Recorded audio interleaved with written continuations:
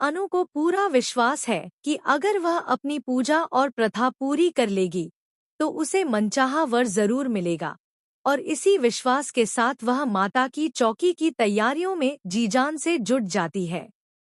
उसने अपने घर को सुंदर सजाया है और खास बात यह है कि उसने एक गुड़िया और एक गुड्डा भी तैयार किया है, जिनमें से गुड़िया बिल्कुल अनु जैसी और गुड्डा हूबहू आर्य सर जैसा दिखता है।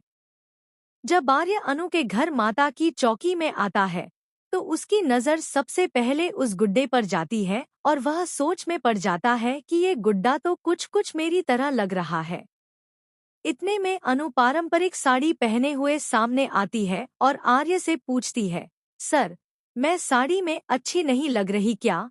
आर्य थोड़ी देर उसे देखता है और फिर मुस्कुराकर कहता है, नहीं, तुम बहुत ही सुंदर लग रही हो। अनु यह सुनकर शर्मा जाती है और आर्य को तिलक लगाती है और दोनों के बीच एक प्यारा सा भावनाओं से भरा पल बनता है।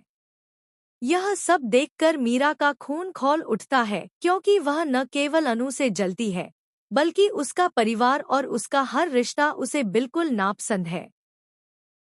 दरअसल मीरा ने अनु को ऑफिस से बाहर करवाने की बहुत कोशिश की थी, लेकिन अनु की किस्मत उसके साथ थी और अब सब कुछ उसके पक्ष में जा रहा है। कहानी यहीं थमती नहीं, बल्कि एक बड़ा मोड़ तब आता है जब आर्य अनु को ऑफिस में बुलाता है और एक पजल देता है, चूहे से जुड़ा हुआ एक मुश्किल सवाल, जिसे अनु बड़ी चतुराई से हल कर लेती है। फिर आर्य कहता है कि उसे अब हर्षवर्धन सर से 6 मिनट में बात करनी होगी और यह साबित करना होगा कि वह इस नौकरी के लिए परफेक्ट है।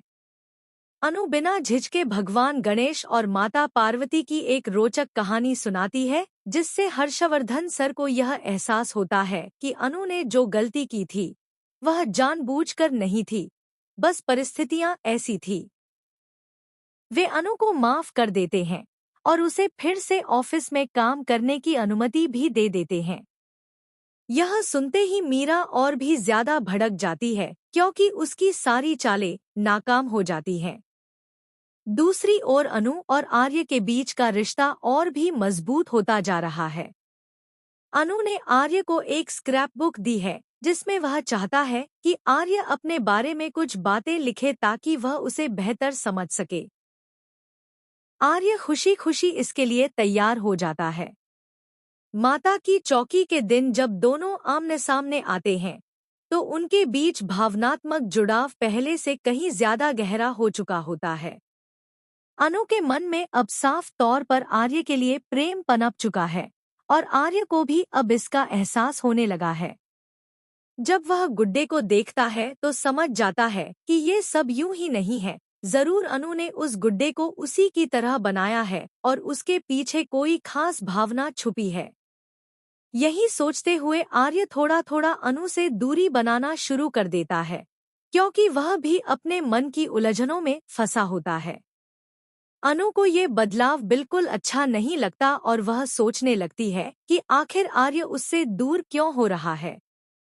अब सवाल ये है कि क्या अनु अपने प्यार का इजहार करेगी? क्या आर्य उसके जज्बातों को समझ पाएगा?